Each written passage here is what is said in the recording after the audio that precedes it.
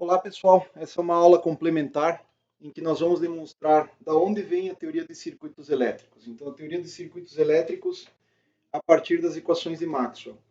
Posso perguntar, como obter uma teoria de circuitos elétricos, já que está sendo mencionado que esse conjunto de equações aqui governa todos os fenômenos eletromagnéticos? Então, como eu saio daqui e chego lá, nas leis de circuitos, que são a lei das malhas e a lei dos nós? Tá? Ou as famosas leis de Kirchhoff de circuitos elétricos. Então a questão é a seguinte: primeiro vamos deduzir a lei das malhas de forma bem rápida aqui. Eu não vou me aprofundar tanto nesse tema, mas é importante que você saiba da onde vem, da onde aparecem essas leis mais particulares aqui. Tá? Então, primeiro, lei das malhas, uma lei fundamental de circuitos. Vamos considerar aqui lei das malhas.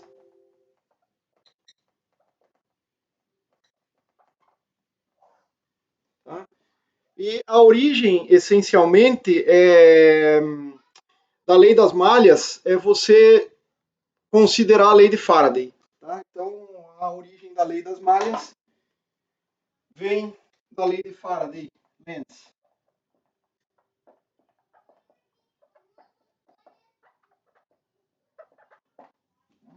Então, veja só o seguinte. Nós vamos pegar esta aqui, que é a equação número 3, rotacional do vetor elétrico, igual menos dB dt, certo? Então, lei de Faraday. Nós vamos tomar a forma, a integral, versão integral desta.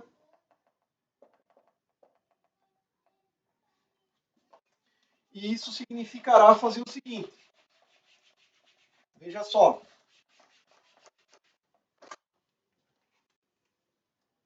O que nós vamos fazer aqui? Nós vamos integrar essa equação sobre uma área. Uma integral sobre uma área, determinada área. Esta área é aberta, note-se. Esta área é delimitada por um caminho que você queira, um caminho arbitrário que você queira. Ele não precisa ser um caminho no plano, você pode começar aqui e seguir qualquer trajetória no espaço e voltar para o mesmo ponto. Tá? Produto escalar com o diferencial de área. Isso tudo aqui, então, nós estamos integrando sobre a área, é igual ao negativo da integral de dB dt, ponto dA. Sobre uma área delimitada por esse caminho. Mas aqui a gente aplica Stokes, o teorema de Stokes, famoso teorema de Stokes, que nos diz que a integral de uma área é igual, numa área rotacional de um campo sobre esta área, na forma do produto ponto, é igual à integral de circulação desse vetor, orientado de acordo com o vetor área, no caminho que delimita esta área, sobre dl, e, portanto, eu posso passar esse termo para o lado esquerdo e escrever assim, ó, mais derivada temporal da integral de B escalar de A sobre a área A. Tá? E note que esse termo aqui, ó, já é essencialmente um termo de natureza derivada temporal do fluxo magnético. Então, é um termo de natureza indutiva. Tá? E isso tudo aqui vai ser igual a zero. Estou passando esse termo para o lado de cá, assumindo que a área não varia no tempo, então essa derivada parcial sobre B pode ser jogada para fora aqui. E aí você tem definição fluxo magnético é igual a integral de B escalar de A, a depender do tipo de caminho, você pode percorrer, abraçar esse fluxo N vezes, então você teria N vezes o fluxo, né, que vai te dar uma lei de indutância. Então esse termo aqui é o termo indutância. Porque se você imaginar o seguinte, fluxo magnético em circuitos elétricos a gente define como indutância vezes a corrente. Se a indutância vezes a corrente é o fluxo magnético, veja que derivada temporal de fluxo magnético é simplesmente a lei do indutor. derivada temporal de L vezes I. E ainda, maior parte dos casos, é assumido que a indutância não varia no tempo. Então, você tem a tensão, queda de tensão sobre um indutor, sobre uma parte indutiva do seu circuito. Então, você teria o L dI dt. Bom, sem fazer muitos malabarismos aqui, né? Eu não quero gastar muito tempo aqui, mas veja só, esse termo aqui é o termo indutivo sobre o circuito, e essa parte aqui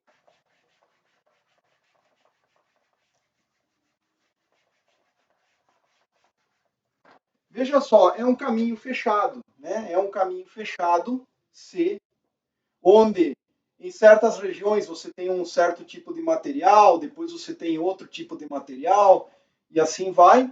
Mas de tal maneira que se você enlaçar esse caminho aqui, você pode quebrar esse caminho em segmentos delta L's, delta L's, delta L1, delta L2, em N parcelas.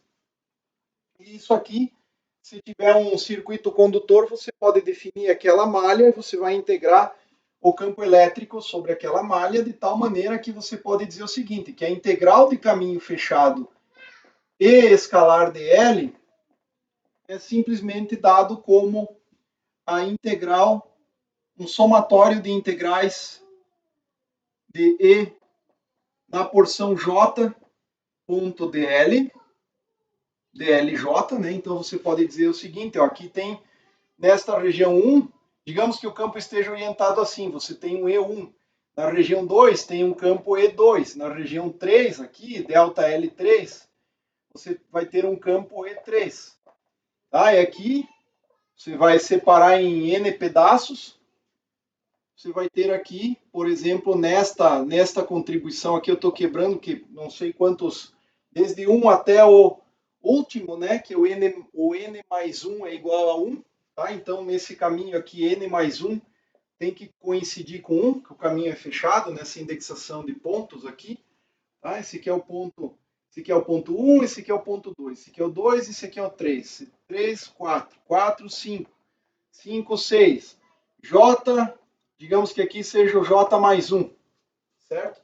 Então, em cada pedaço aqui, olha, eu vou ter um campo elétrico EJ e um delta LJ, que é um vetor. Tá? Eu tenho que fazer o produto ponto entre esses segmentos sobre J indo desde 1 até o N, né? Até o N. Porque esse aqui sendo o N, eu vou ter o campo elétrico aqui na região N que vai conectar até o ponto 1 aqui, porque o ponto 1 é igual ao N mais 1. Né? E isso tudo aqui, eu posso dizer então que é um somatório de tensões. Esse cara aqui também eu posso dizer que é uma tensão agregada, a parte que é produzida por efeitos de indução a partir de campos de fluxos que atravessam o caminho aqui, né? Mas eu poderia definir uma indutância para esse segmento. Então, suponha agora, por simplicidade, que eu já estou somando esse termo dentro aqui, tá?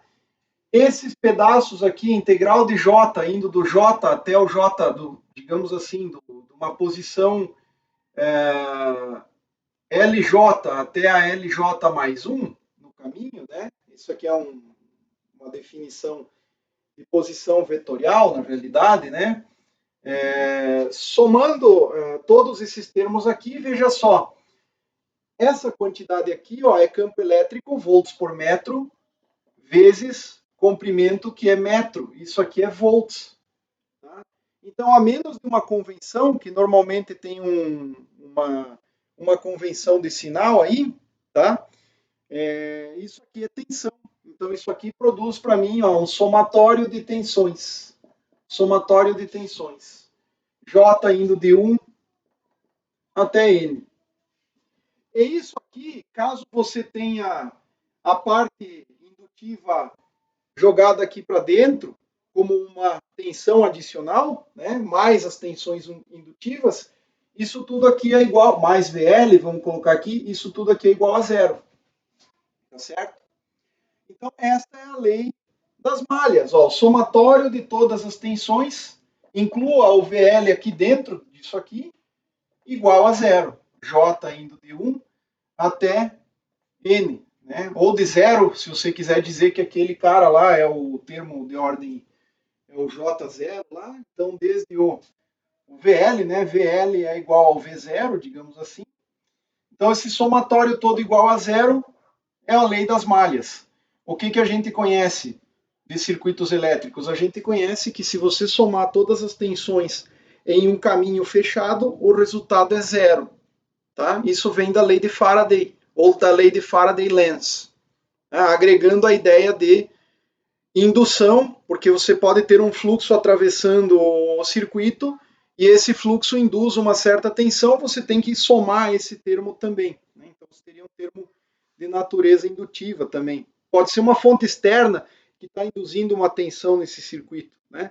Mas, de qualquer maneira, o somatório desses todos os termos aqui, ó, onde você quebrou o caminho de vários subpedacinhos, de pedaços aqui, no qual você vai fazer E.dl local, e isso aqui é uma tensão, né? Você quebra isso aqui em segmentos, uma quantidade discreta, o somatório das tensões é igual a zero, portanto. Né?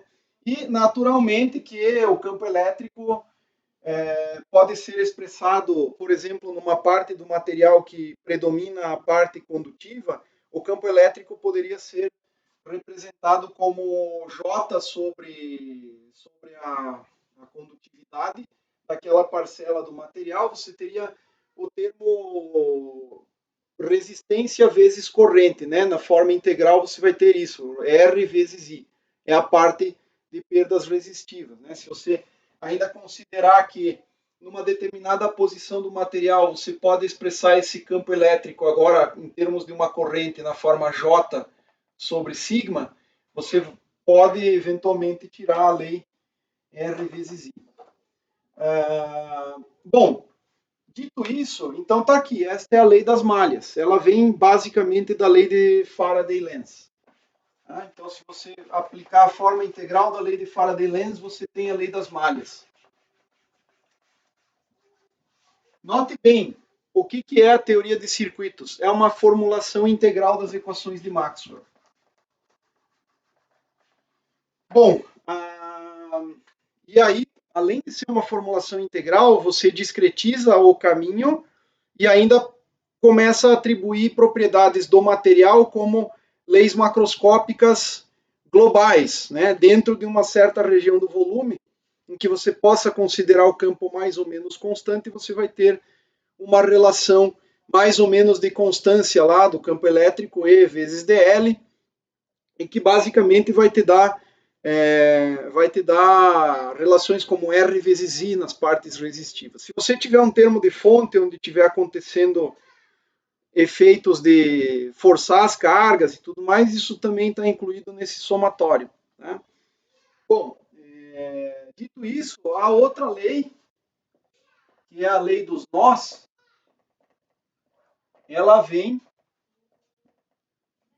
da equação de continuidade da carga.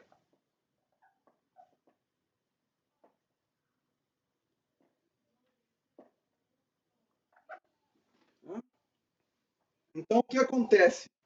Na verdade, se você pegar a lei de Ampère-Maxwell, rotacional de H igual a J mais a derivada do vetor D em relação ao tempo, e tomar a divergência desta equação, ou seja, divergência aqui, divergência para cá, isso tudo é igual a zero. Então você tem aqui uma corrente de condução, são cargas, e aqui essa que é a chamada corrente de deslocamento.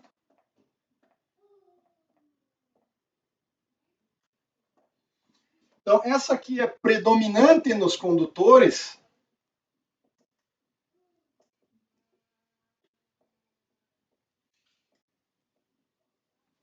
e essa aqui é predominante nos dielétricos.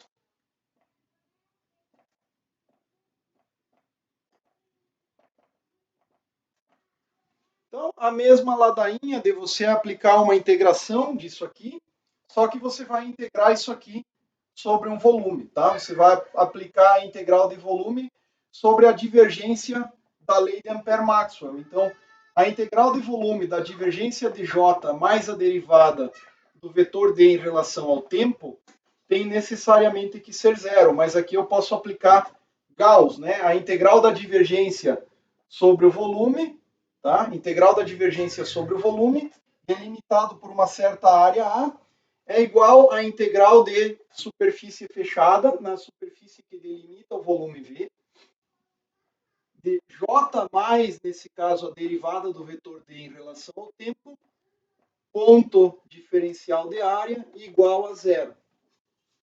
Tá? E esta aqui é, na essência, a lei circuital.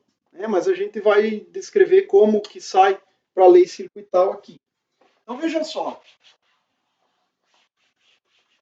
Imagine que você tenha um certo volume do espaço, então eu posso definir esse volume numa região quão larga você queira, tá? Então é um volume simplesmente. E para esse volume aqui, ó, então eu tenho uma certa superfície, em cada ponto tem um diferencial de área aqui, que delimita o volume, mas adentrando este volume, confluem para um determinado ponto caminhos condutores. Então eu tenho o caminho condutor, digamos assim, número 1, suponha que esse aqui é o 1, eu tenho um caminho condutor número 2, é um condutor que está confluindo para esse ponto, eu tenho um caminho Jésimo, certo? Um condutor Jésimo, e eventualmente eu tenho o condutor Nésimo, tá? Eu tenho N condutores confluindo, convergindo para o mesmo ponto deste volume, para dentro desse volume. É um ponto de encontro de condutores. Eventualmente, aqui no meio do caminho, você pode ter o quê? Você pode ter uma placa de capacitor e a outra placa está aqui fora. Tá? Então, veja só. Aqui nesta região, você vai ter o quê? Linhas do vetor D. Digamos que esteja assim. Então, isso aqui vai ter, eventualmente, derivada do vetor D. Porque aqui, se você tiver um dielétrico epsilon ideal, de tal maneira que esse epsilon seja real puro, se pensarmos num epsilon complexo, tá? Esse cara aqui é o termo capacitivo, tá? Esse aqui está levando em conta o capacitor. Esse cara está levando em conta a corrente fluindo num capacitor. Já vamos discutir isso também, tá? Então, essa, na verdade, o processo de carga no capacitor foi o que motivou Maxwell. Mas veja só, aqui, ó, nesta região, suponha que você tenha o epsilon do ar, que é aproximadamente epsilon zero, tá? Então, epsilon do ar, aproximadamente epsilon zero. Nesta região aqui do volume, você pode ter lá pode ter outros capacitores aqui nesse ponto, tá? Mas, essencialmente, em cada um desses condutores, você tem corrente que pode estar entrando ou saindo, eu não sei, é um vetor, vou supor aqui saindo, tá? Um J vetor saindo, um outro J, esse aqui seria o J2, fluindo aqui dentro tenho corrente de condução J1 vetor, no Jn eu teria Jn vetor, no J sub J, aqui subíndice J, eu teria o JJ, a área aqui eu tenho exatamente no corte entre a seção do volume, o elemento infinitesimal de área e o condutor, nem é tão infinitesimal, se esse condutor é suficientemente largo, né? A seção transversal é grande o suficiente.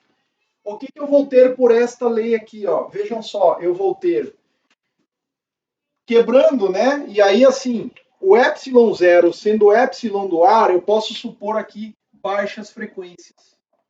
Baixas frequências. Tá? Então, o DDT é muito menor do que a parte condutiva nos condutores, condução de cargas. Tá? Então, o DDT é pequeno, isso aqui em geral você pode jogar fora. tá?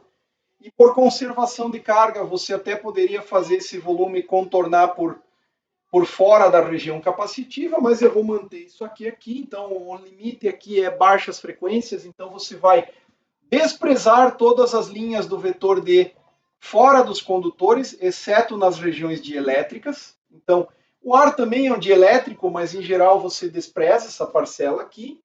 E você vai ter o quê? Ó? Então, essa integral de J escalar, J mais a derivada do vetor D em relação ao tempo, produto escalar com o diferencial de área igual a zero, e dá simplesmente o seguinte, ó, é uma quebra num somatório J indo de 1 até N. Isso inclui esse cara daqui, eu já vou discutir isso, tá? Pode incluir nesse somatório todo, eu vou colocar isso, mas eu vou tratar esse particular aqui, tá? Então, J indo de 1 até N, você vai ter integrais, certo? Porque eu tenho que fechar a superfície toda, é uma integral fechada. Então, esse aqui é um somatório sobre áreas AJs, mas de tal maneira que se eu somasse tudo, a área total seria igual à área que delimita o volume, só que tem um detalhe. Se você está desprezando qualquer corrente de condução aqui, ó, onde não tem corrente de carga, onde não tem corrente de condução, o ar praticamente não tem condutividade alguma, e você também está desprezando a corrente de deslocamento na região fora dos condutores, exceto aqui no dielétrico, na região capacitiva, tá? Se você está desprezando essa parcela toda aí, na verdade, o somatório só vai ter pequenas regiões do volume, por exemplo, aqui, ó, que eu não representei nenhum condutor, eu posso integrar essa área aqui. Então, eu estou separando o domínio todo em pequenos infinitésimos de área, mas vai ter um monte de regiões que não é atravessada por corrente alguma. Então, essa integral de superfície fechada, na verdade, se reduz a regiões onde exista J. E essas áreas são as áreas de seção transversal dos condutores aqui, ó. As áreas de seção transversal dos condutores. Então, eu vou ter a corrente que atravessa o Jésimo condutor, ponto diferencial de área no Jésimo condutor, sobre a área. Qual área é essa aqui? Área de seção transversal.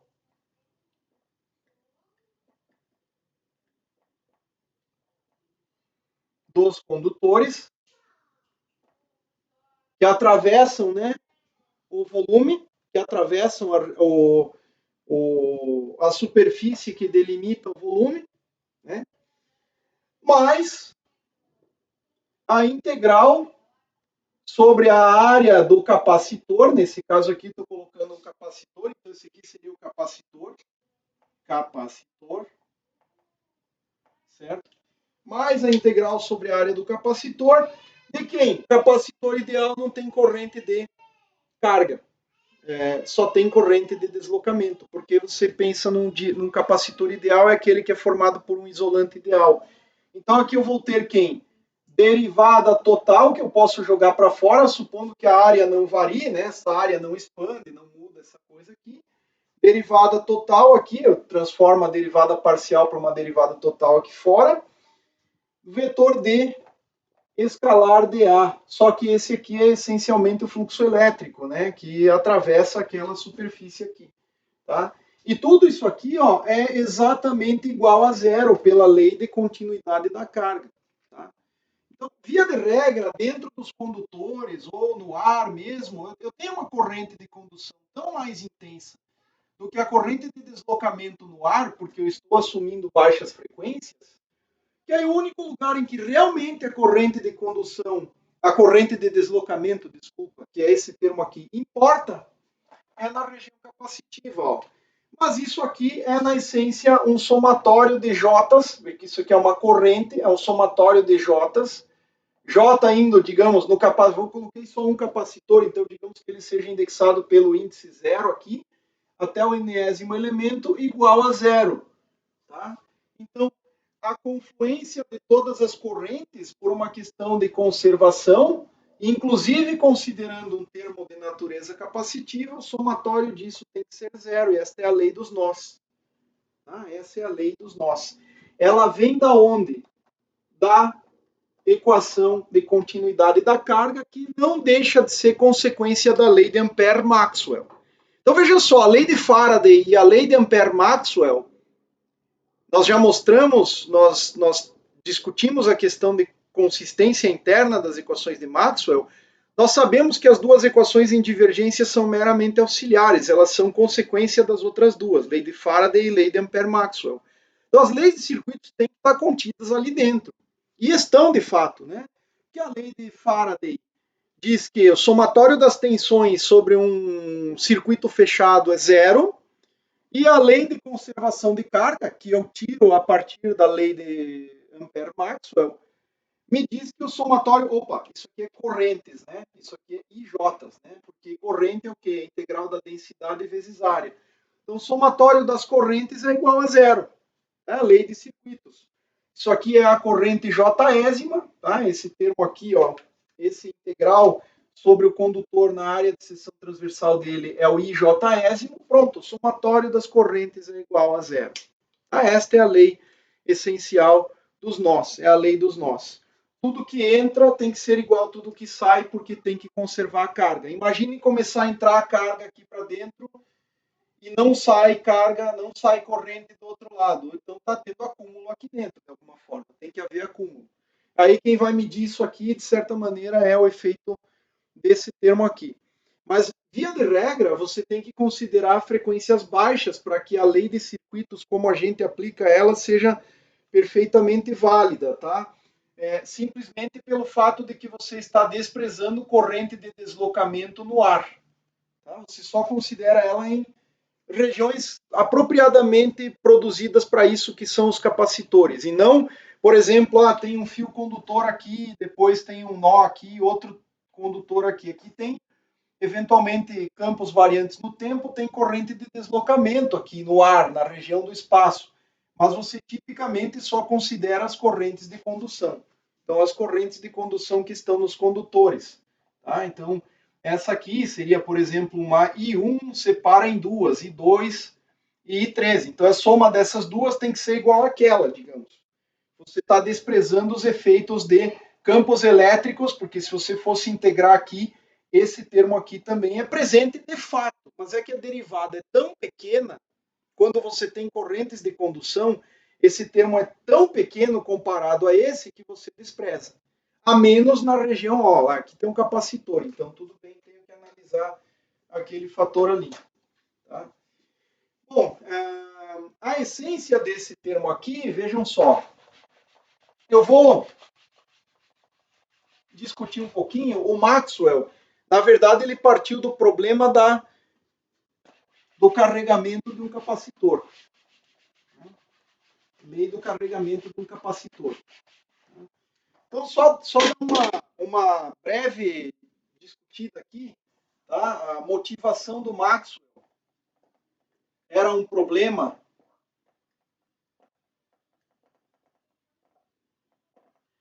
carregamento de um capacitor.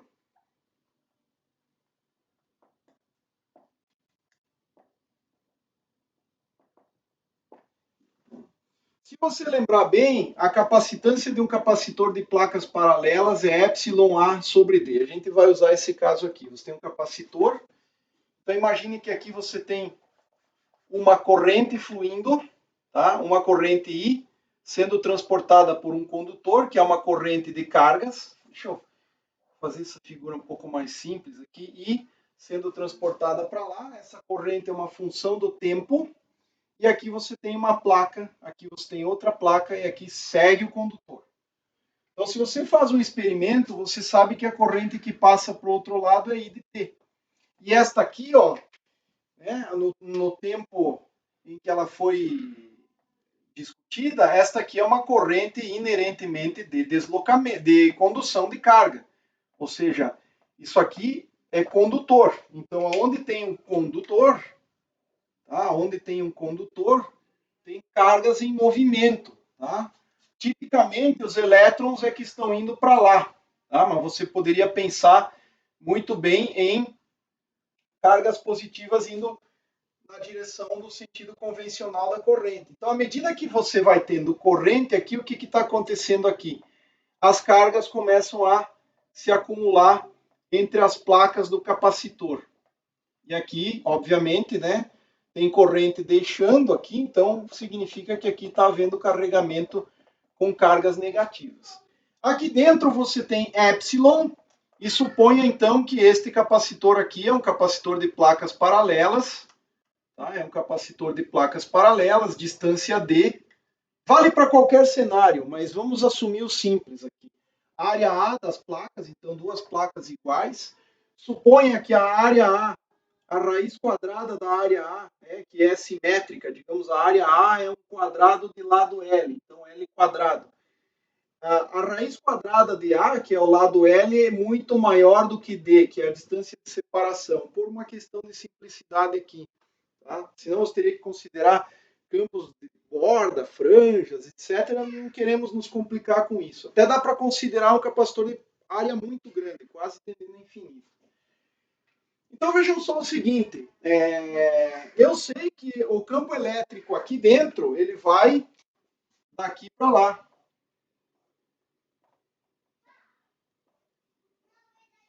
Tá? Ele vai daqui para lá, ele é um vetor, mas ele é de tal maneira que ele pode ser escrito assim, ó, E igual E0, ele vai esse cara depender do tempo, porque está sendo produzido um carregamento.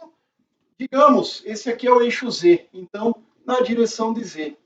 Só que a gente sabe que esse campo elétrico aqui, ó, ele é o campo elétrico dado pela diferença de potencial, que vai variar no tempo entre as placas, dividido pela distância entre as placas, certo? Na direção de Z. O que o Maxwell percebeu? Ele percebeu o seguinte, olha, se você aplicar o que era conhecido como lei de Ampère aqui, ó, num caminho fechado, tá? Se você aplicar a lei de Ampère aqui num caminho fechado, você vai ter essencialmente que a integral, aqui não é capacitância, né? É caminho, vou chamar de C1 aqui, para não confundir. Então, a integral sobre C1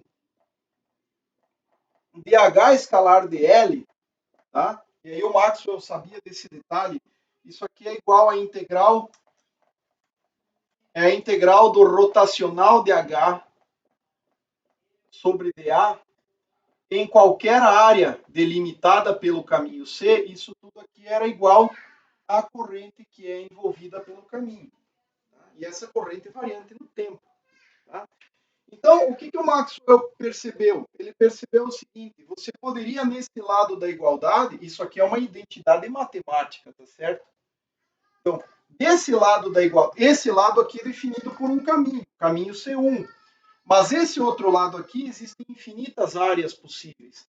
Então, o Maxwell poderia pegar esta área que está aqui, que corta exatamente o que é cortada pelo caminho condutor, ou ele poderia escolher uma área que não é atravessada pelo caminho condutor e que passa por dentro do capacitor. Ele poderia fazer isso.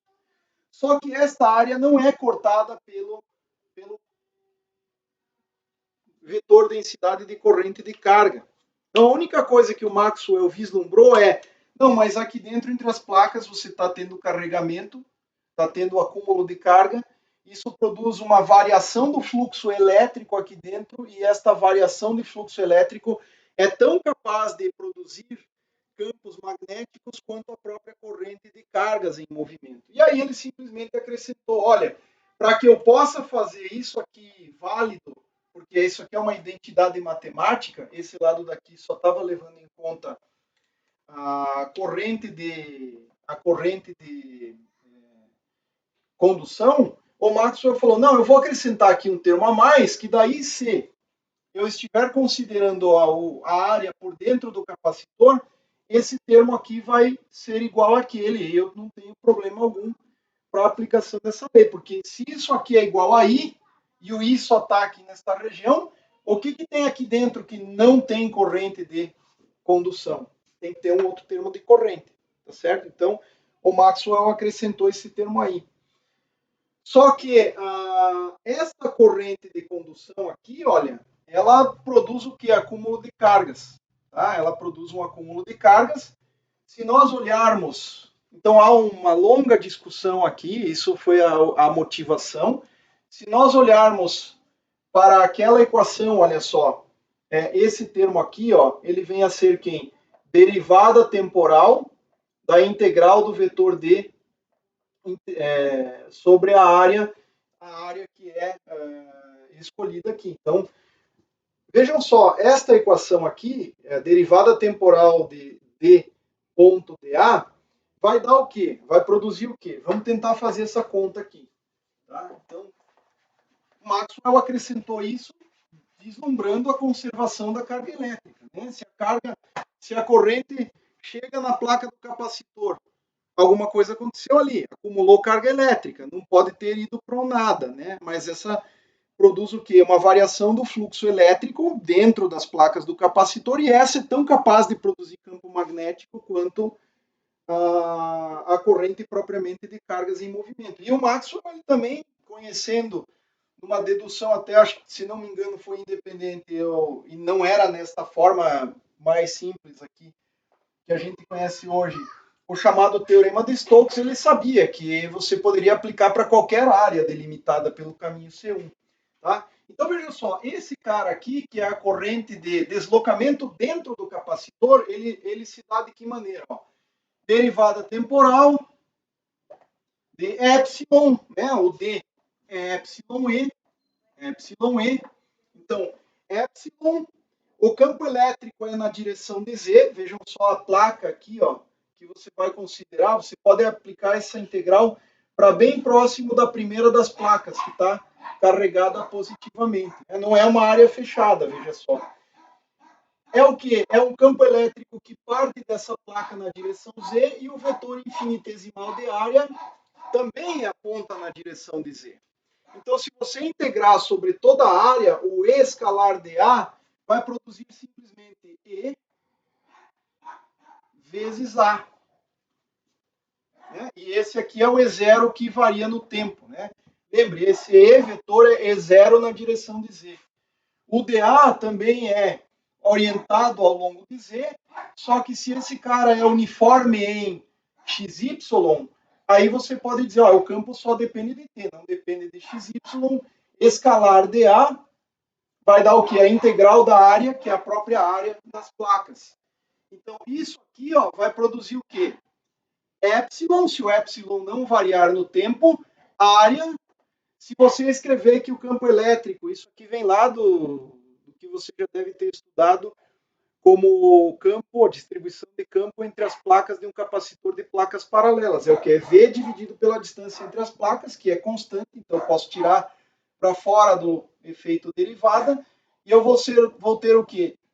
No lugar de E0, eu vou ter V de T dt. Olha, isso aqui é exatamente o termo C dV dt da corrente que flui através de um capacitor. Ela é um termo de corrente de deslocamento, ou seja, essa corrente tem que igualar a corrente de condução que chegou até a placa, porque aí vai haver aumento de carga na placa, você vai ter um fluxo elétrico dado pela integral do vetor de dA, e esse cara aqui tem a mesma capacidade de produzir campo magnético agora, porque se ele está incluído aqui, você poderia agora então querer calcular, por exemplo, qual é o campo magnético aqui dentro. Se você sabe que esse cara aqui produz os mesmos efeitos, você pode fazer um caminho fechado aqui dentro também e pegar uma área aqui dentro onde não tem corrente de condução e tem corrente de deslocamento. A lei de Ampère agora fica modificada para introduzir esse fator que é a chamada corrente de deslocamento.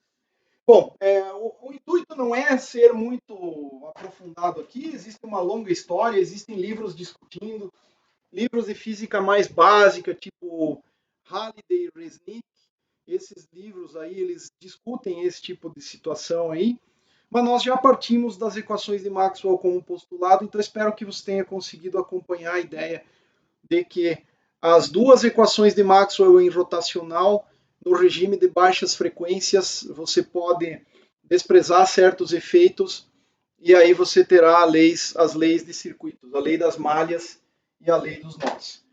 Eu encerro por aqui. Esta é mais uma aula complementar. Como foi mencionado, nós iríamos demonstrar a partir das equações de Maxwell da onde que vêm as leis de circuitos. Então espero que tenha ficado compreensível. Até a próxima.